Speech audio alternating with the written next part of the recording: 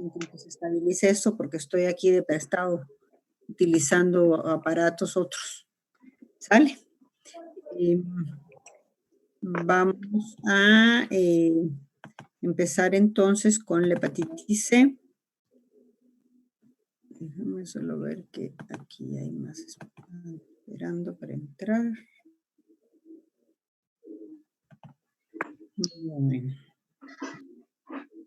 Entonces, la hepatitis C es bastante más amigable que la B con todos sus problemas.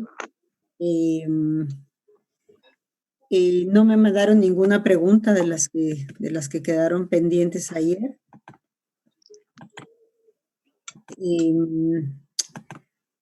Vamos a empezar con esta que durante mucho tiempo...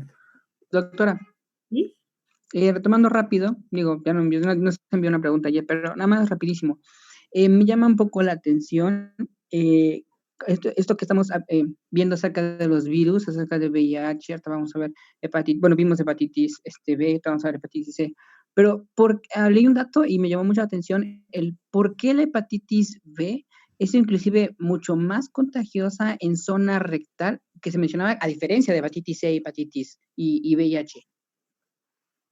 Porque por el ciclo viral del virus tienes una posibilidad distinta. Si te recuerdas, ayer decíamos de que las células blanco que no están totalmente establecidos los correceptores son varios. Entonces tienes mucho más posibilidad de entrar por distintos lugares.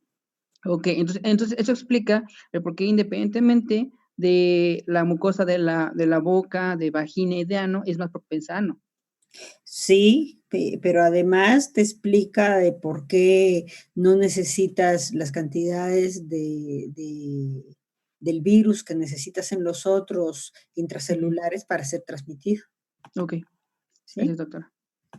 Bueno, entonces vamos a entrar con la C, que les digo, durante mucho tiempo estuvo como una cuestión desconocida, digamos, porque inicialmente fue reconocido como no A, no B, y no fue hasta el año 1989 en donde fue reconocida como una nueva distinta.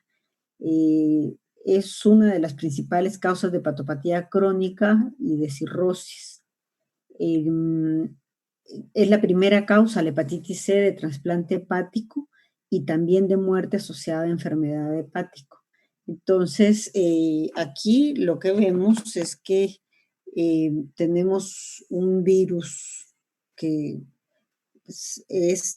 también es RNA como el anterior, de la familia Flavivirus, y tiene similitudes con el anterior a partir de que finalmente, espérenme, que es que empiezan, bueno, es que ese es el problema de las admisiones tardías, porque se me traba todo aquí, espérenme tantito.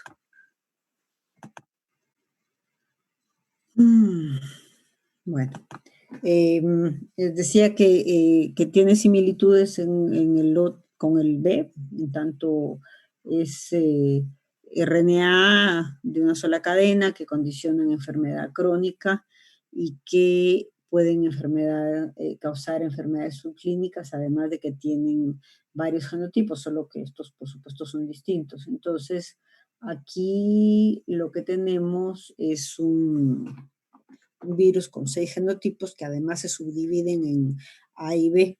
Para efectos de México, el más importante es el 1A y el 1B. Está, según el último cálculo de la OMS, afectando a 170 millones de portadores. El cálculo es que 3% de la población mundial ha sido infectada por el virus, que son bastante más de 170 millones. Pero lo cierto es que hay mucho desconocimiento porque todos los estudios son indirectos o se hacen en los bancos de sangre. Entonces, conocidos, prevalencias, sí están alrededor entre los 170 y 200 millones, pero lo que se espera es que para el año 2030 la cifra de muertos aumente 2 o 3 veces. España tiene una particularidad en la transmisión con usuarios de drogas intravenosas. Y la India tiene la mayor transmisión de todas, pero con el genotipo 4. Eh, Está aumentando con la edad, ha habido disminución a partir de que, ¿qué hora es? Bueno, último que se admite aquí. A partir de que se controló la transfusión, entonces hay como más cuidado en todo lo que hace con las hospitalizaciones, pero no con los usuarios de drogas intravenosas. En México esta prevalencia que está, les digo, es inexacta porque está calculada a partir de estudios hechos con los donadores de sangre. Entonces, pues son donadores de sangre que descubren que son portadores de la hepatitis al momento de ir a dar. El problema es que durante mucho tiempo este fue un virus que no tenía mayor tratamiento que el uso de ribavirina y de interferón primero y interferón pegilado después, en donde los tratamientos podían extenderse hasta 72 semanas. Ahora se los voy a presentar porque desgraciadamente en México se sigue utilizando y no es hasta el advenimiento de las antivirales de acción directa que esto se modifica. Entonces, una de las cosas que hay que hacer es, uno, buscar, pero dos, promocionar que la gente busque el tratamiento, aunque es bastante caro, para que se cure, ¿no? Entonces, las vías de transmisión son las mismas del VIH, pero aquí la diferencia es que la capacidad de transmisión del virus C, ahorita vamos a hablar de sus características que explican todo esto, es mucho más fácil de transmitirse por punción con aguja.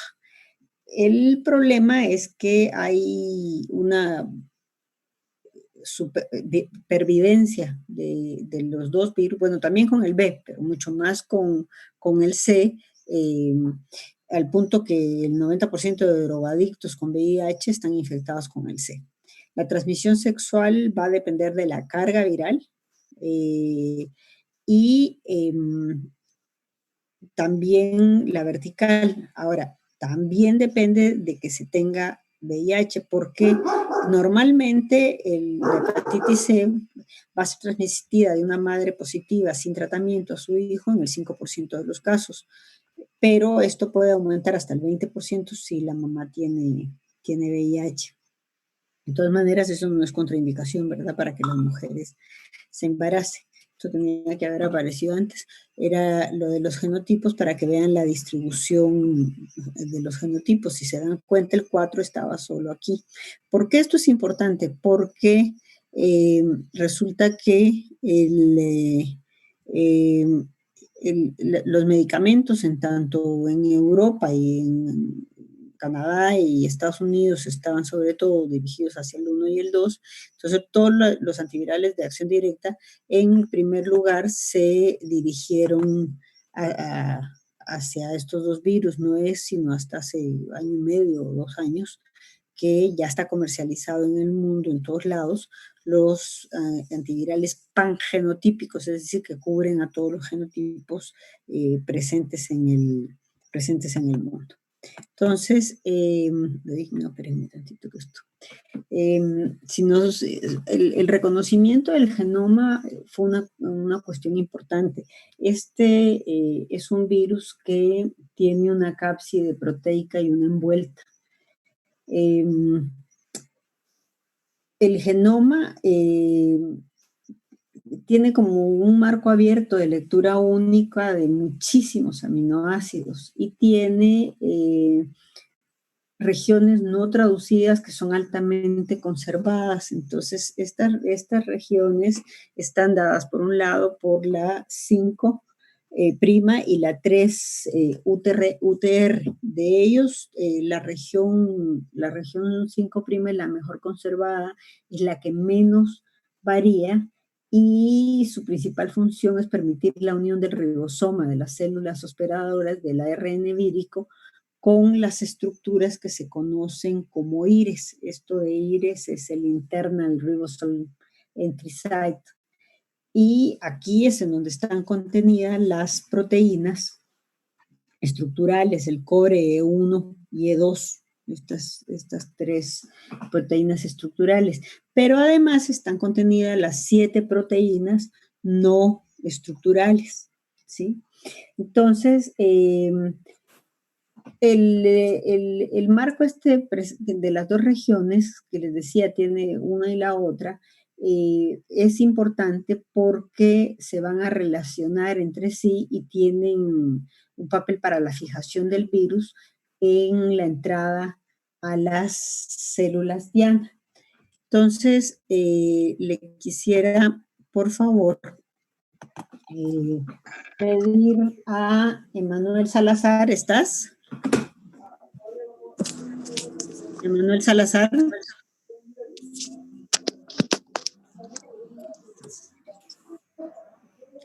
Emanuel Salazar a la 1, a las 2, a las 3. Van 5 veces que te llamo. Bueno, no está. Ok. Araceli Soriano. Araceli Soriano.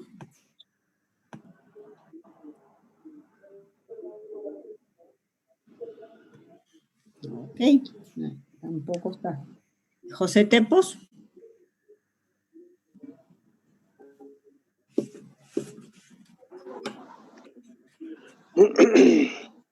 José Tepos.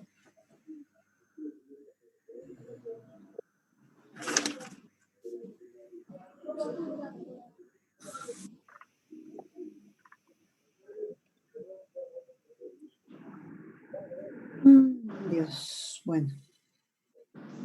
Ana Karen García.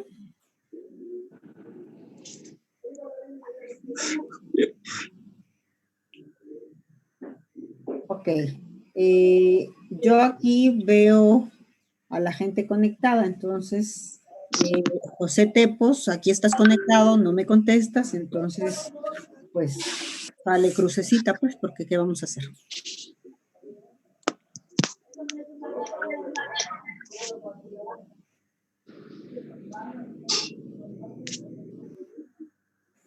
Emanuel Salazar.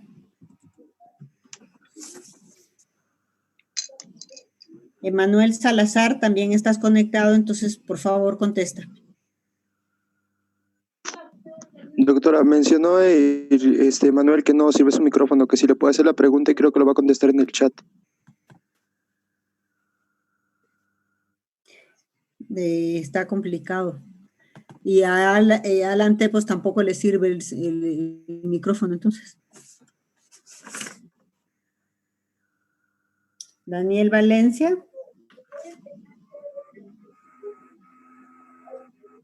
Daniel Valencia. Sigo poniendo crucecitas yo. ¿Qué le vamos a hacer? O sea, yo tengo aquí control de quién se controla, de quién entra, de quién no entra. Entonces, el quedarse callado y ni siquiera decir sí, no sé, pues francamente es lamentable. Realmente es lamentable. Tulio Ortiz. Sí, doctora, aquí estoy. Ok. Háblame del ciclo viral de la hepatitis C, por favor. Bueno, el virus de la hepatitis C lo que va a hacer es que va a haber una unión o una fusión en el cual pues con el hepatocito se va a unir. Después, al momento de entrar, pues va a ser como la liberación de su ARN viral. Creo que aquí era...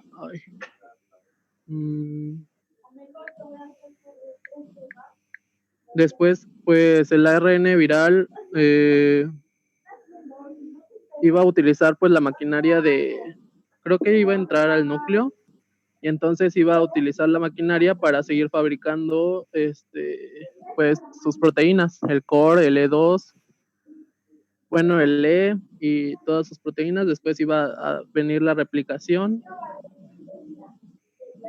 y el ensamblaje. Después iban a los brotes de virus inmaduros iban a establecer en un saco lleno celular y se iban a ir, se iban a salir y iba a dar la secreción y la liberación de los viriones.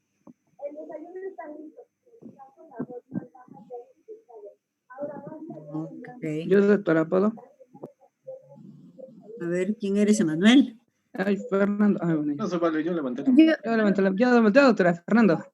A ver, no, espérame. Veo mano levantada de Daniel Moctezuma, ¿sí? Daniel López. Bueno, ¿Cómo levanto ¿Sí? la mano? para igual complementar sobre el ciclo, bueno, yo entendí que primero comienza con la adhesión al receptor, que le permite la entrada a la célula del hepatocito por la endocitosis. Luego se fusiona la membrana del endosoma y se libera el genoma viral al citoplasma celular. Luego, como ocurre regularmente en los virus de ADN, RNA de cadena positiva, el genoma del virus de la hepatitis C actúa como un ARN mensajero y comienza la traducción y producción de la poliproteína. Esta es segmentada por proteasas y va a generar proteínas estructurales y no estructurales. Posteriormente se va a replicar el ARN y comienza el ensamblaje de nuevas partículas virales en el retículo endoplásmico, que finalmente son transportadas y se van a liberar fuera de la célula por medio de exocitosis. Ok. Perfecto. ¿Le quieres agregar algo, Erasmo? Sí, doctora. Pero que sea distinto a lo que él dijo, ¿verdad?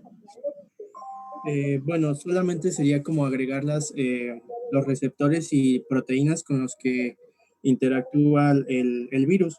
Sí, eso es muy importante. Porque desde el inicio el virus interactúa con glucosaminoglicanos, que son también conocidos como GAG, y también sindecanos, además de receptores específicos como B1 y CD81. Y para atravesar las uniones estrechas entre los hepatocitos es mediante claudina 1 y ocludina. Además de que la vesícula ya recubierta de clatrina va a interactuar con la dineína para transformar para transportar la vesícula por los microtúbulos hasta el retículo endoplásmico. Y ya continuando con lo que dijo el compañero, ya que se produce el aumento de la traducción y de la poliproteína, se escinde de la peptidasa de señal celular y proteasas virales, y así se produce se transforma en 10 proteínas maduras, y las proteínas que forman la partícula viral que corresponden al core, a la proteína E1, a la E2, que estas dos conforman a las glicoproteínas, a P7, a NS2, que funciona para la producción de más partículas, a NS4B, NS3-4A, NS5B, NS5A, y estas últimas 4 son componentes de la replicación viral. Ok. Bueno, gracias. A ver quién tenía la mano además. Estaba Luis Fernando, ¿sale? Sí, doctora. También me gustaría... No, espérame. Ay, entonces me callo. Específico. ¿Qué pasa con la inmunopatogenia en esta infección?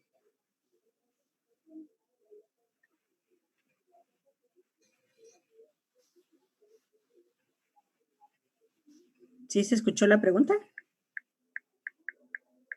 Sí, doctor. Ok. Entonces, bueno, entonces voy a seguir adelante. Hay varias cosas que son importantes de señalar. La primera cuestión es que este es un virus que va a tener algunas cosas que hay diferentes, digamos, ¿no? Porque primero puede darse el hecho de que un paciente sea infectado por más de un genotipo. Entonces, a esto es a lo que llamamos infección mixta. Entonces, eso es una cosa que es importante, ¿sale? Porque no sucede con la hepatitis B, por ejemplo. O sea, los distintos genotipos que no están perviviendo al mismo tiempo. Entonces, aquí hay una diversidad genética que es importante y es de las características que son más importantes de este virus. La heterogeneidad que tiene puede estar dada de forma intragenoma. Entonces, además de los que ya tenemos cuasi especies víricas. Y también la heterogeneidad no solo puede ser intragenoma, sino también intergenoma. Entonces, por eso es que tenemos los diferentes subtipos que tienen capacidad de hacer infecciones en más de una ocasión. Lo que es cierto es que sí están distribuidos a nivel del planeta más o menos establecidamente, es poco, porque lo que les presentaba en el mapita ese no quiere decir que no puedan haber de otros tipos en un lugar determinado, ¿cierto? Entonces, aquí la cuestión es que existe además en el virus una alta tasa de mutación. Entonces, esto lo que hace es que un mismo hospedador puede originar cambio de subtipo desde el virus inicial. Claro, esto tiene que pasar muchísimos años, pero estos son conocimientos que no están del todo desarrollados, entonces hacia el futuro este conocimiento podría realmente cambiar porque estaría dándose una recomendación intergenotipo incluso dentro del individuo. La otra cosa que quisiera agregar a la parte esta del ciclo viral es que el virus se va a replicar preferentemente en el citoplasma, no en el núcleo, que fue la respuesta inicial, ¿verdad? Y que es capaz de infectar otras células como las células dendríticas o las células B. Ha habido hallazgo del virus de la hepatitis C de forma libre, unido a inmunoglobulinas o asociados a lipoproteínas, tanto de muy baja densidad como de baja densidad. Ahora, cuando se unen a las de baja densidad es la forma infectiva más plausible. El asunto aquí, que era lo que mencionaban hace un momento, es que las glicoproteínas de la envoltura pueden unirse a las proteínas de membrana, que son los que pueden servir de receptores. Entonces, aquí en estas proteínas se puede encontrar el receptor del LDL, por eso es que es la forma más plausible. El receptor Scamberger de clase tipo B también puede darse. Y lo que es importante es que la molécula de adhesión intercelular específica de las células dendríticas le da la posibilidad de incluirse. Entonces, bueno, ya hablaron de todo lo que hace al ciclo viral, que empieza por endocitosis, termina con exocitosis. Solo quisiera señalar un par de cosas, porque aquí la cuestión es que tras esta posible endocitosis que está mediada por el receptor, lo que va a producir es la fusión de la envuelta viral con las membranas de los endosomas.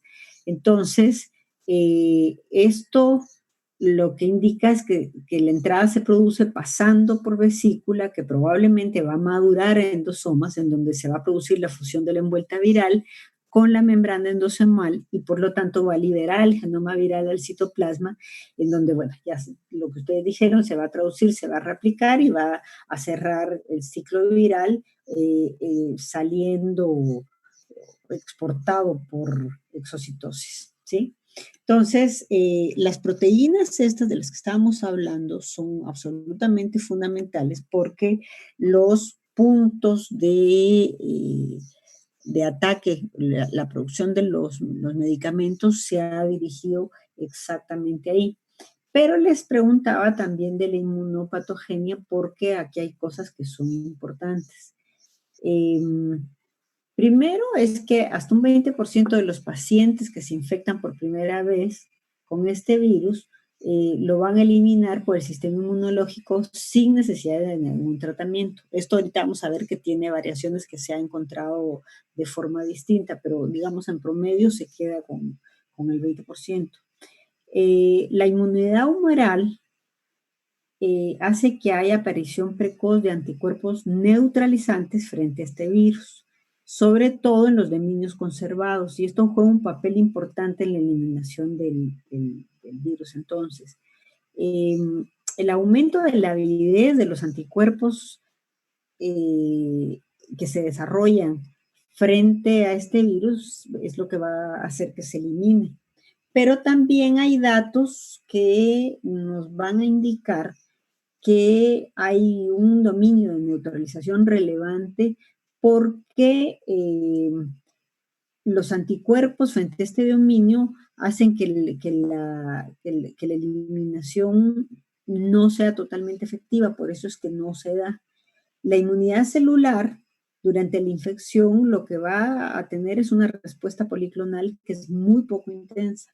Entonces, hay una fusión cooperadora del virus junto a la citotoxicidad de los linfocitos CD8, por ejemplo. Entonces, esto hace que los linfocitos CD8 sean ineficaces y el resultado de eso, por supuesto, es la persistencia de la viremia y la evolución a la cronicidad que estamos viendo. Entonces, hay respuesta proliferativa de los CD4 también. Estos son un poco más intensos, más específicos que los que se producen con los CD8, que son totalmente ineficaces.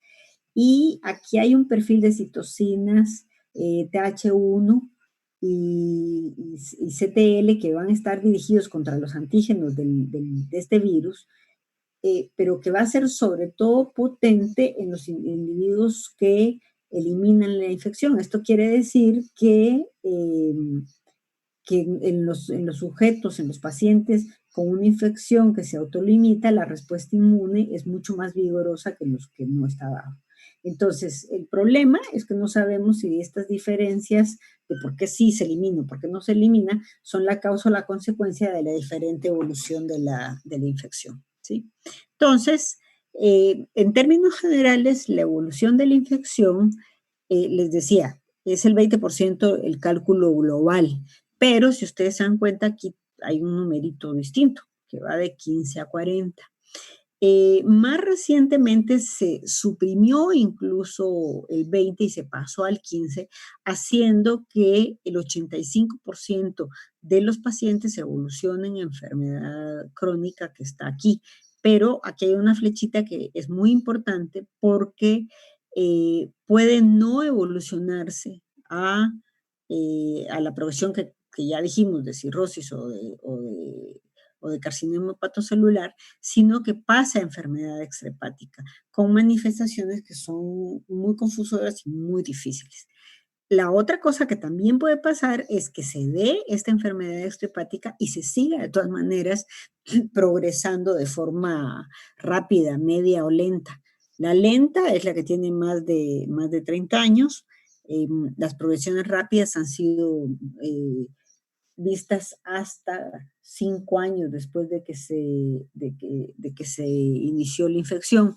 Ahora, aunque estamos viendo adultos, hay un par de cosas que les quisiera señalar en relación a los niños, porque cuando los niños adquieren la infección perinatal, lo que se ha visto es que no hay síntomas, no hay ningún caso de ictericia o malestar atribuible en un primer momento.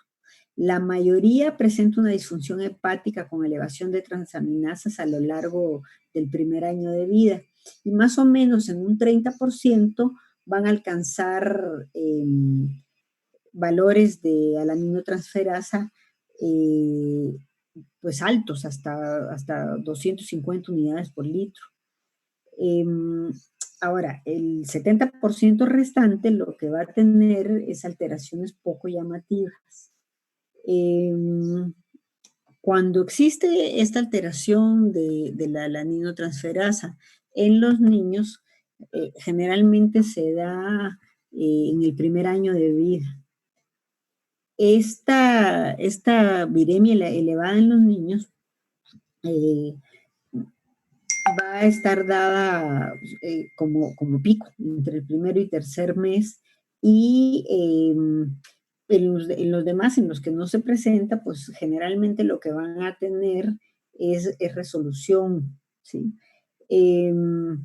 Otra cosa que llama la atención en los niños es que el anticuerpo anti-hepatitis C es positiva de forma permanente en ellos, y realmente no nos permite establecer si va a haber o no resolución de la infección. Es decir, aquí la presencia del anticuerpo no es determinante. Entonces, en los niñitos más o menos al primer año, el 10% aclaraba el virus, y quienes lo van a aclarar, que son hasta el 30%, lo van a hacer el año siguiente de vida, ¿sí? Entonces, hay como pocos datos predictivos de la eliminación del virus en los niños. Y lo que nos importa, bueno, es este 85% que va a progresar en los adultos hacia la infección crónica. Por eso les decía que era el que más está contribuyendo, porque si se recuerdan de la hepatitis B, el 95% depurado, o sea, nos quedábamos en la infección crónica únicamente con el 5%. Entonces, aquí vamos a tener alguna variación en esta imagen de lo que habíamos visto en los Metavir de las elastografías. Entonces, aquí vamos a tener F0, F1, y cuando la hepatitis pasa a ser crónica, aquí ya tenemos F2 y F3, porque la F4 se recuerdan que daba para la cirrosis. Distinto es esto, que es la producción del hepatocarcinoma o de enfermedad hepática que esté caracterizada por el hepatocarcinoma y porque haya habido un proceso de cirrosis además. Entonces, les decía que el hepatitis era la que más contribuía a los trasplantes hepáticos, y es en este punto en donde hasta ahora se desarrollan. Esto tiene que variar radicalmente, porque lo cierto es que tenemos que intervenir más tempranamente. Es apenas un tratamiento de 12 semanas con los antivirales de acción directa para que esto se elimine totalmente. El problema es que como el tratamiento es caro, entonces lo han dejado para fases F3 o F4, es ridículo, si desde aquí podemos intervenir, ¿verdad? Pero bueno, la infección aguda que tiene recuperación va a tener un periodo de incubación entre 2 y 26 semanas. Esto es el cuadrito que vamos a tener, en donde podemos llegar a tener, después de muchos meses, la depuración del virus, ¿no?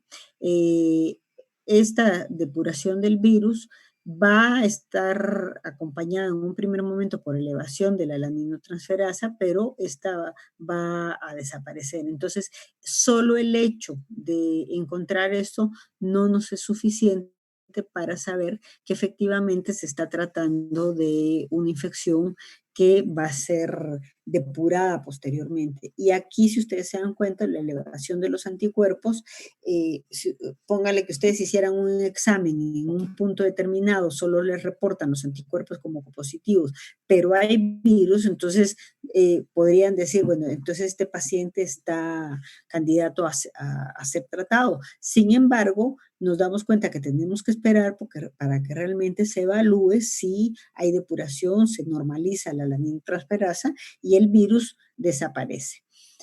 Solamente un 20% van a desarrollar el cuadro clínico con lo que conocemos de hepatitis aguda, con los datos de astenia, adinamia, ictericia, etc.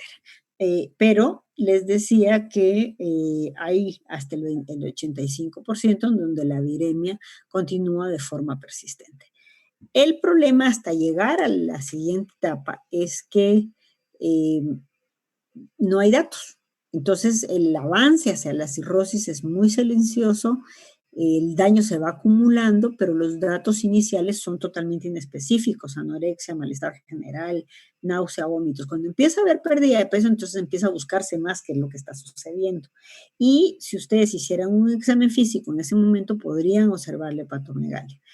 Cuando ya están presentes otro tipo de trastornos sexuales, o hay ginecomastia o hay impotencia, puede hacerse la relación, pero si ustedes se dan cuenta, si no se hace una anamnesis adecuada con estos datos que son totalmente inespecíficos, pues no hay sospecha diagnóstica. En la infección crónica, lo que vamos a tener es este cuadro en donde, si ustedes se dan cuenta, el anticuerpo aquí está apareciendo, ¿no? La presencia de síntomas puede estar o puede no estar, puede avanzar de forma inespecífica, o vamos a ver ahorita con manifestaciones extrahepáticas que son todavía más complicadas.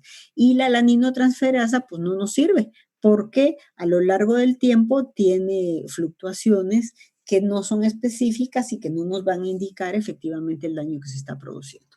Las manifestaciones extrahepáticas son de distinto origen. Vamos a tener afectación del sistema nervioso central, con trastorno cognitivo, con depresión, hay alteraciones tiroideas, puede darse glomerulonefritis, distintos tipos de artritis, púrpuras, neuropatías periféricas y demás.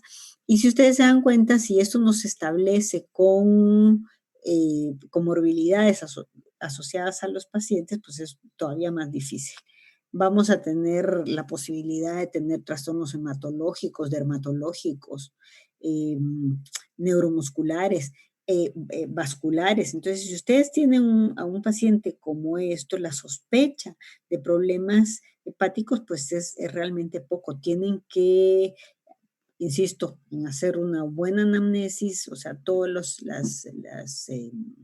antecedentes que los pacientes tengan, porque si no, empieza a tratarse esto simplemente como líquen plano, por ejemplo, o como un problema de tipo artrítico, y resulta que el origen no es de tipo artrítico, sino que es un problema de hepatitis C. Entonces, existe, por ejemplo, la propuesta de la Sociedad Europea de Patología, que es que cuando se presenten este tipo de manifestaciones, se haga la búsqueda intencionada de la hepatitis C asociada. Porque fíjense ustedes solo en este segmento cómo podemos tener una serie de manifestaciones mórbidas que pues parecieran no tener relación. Sin embargo, si no se busca, pues es imposible que pueda encontrarse, y es realmente fácil la determinación de la hepatitis por un examen de sangre. Entonces, híjole, ya no nos va a dar tiempo para seguir a la cirrosis. Bueno, dijimos que todo esto va a avanzar hacia la cirrosis, entonces, por lo tanto, vamos antes de pasar a ver cuestiones de tratamiento, a detenernos en la cirrosis y sus manifestaciones, ¿sale? Nos vemos mañana, y si tienen preguntas, por favor, mándenles, les mando el caso clínico ahora sí en cuanto tenga electricidad en casa. Gracias y que tengan buena tarde. Gracias, doctora. Igualmente, Hasta luego, doctora. doctora.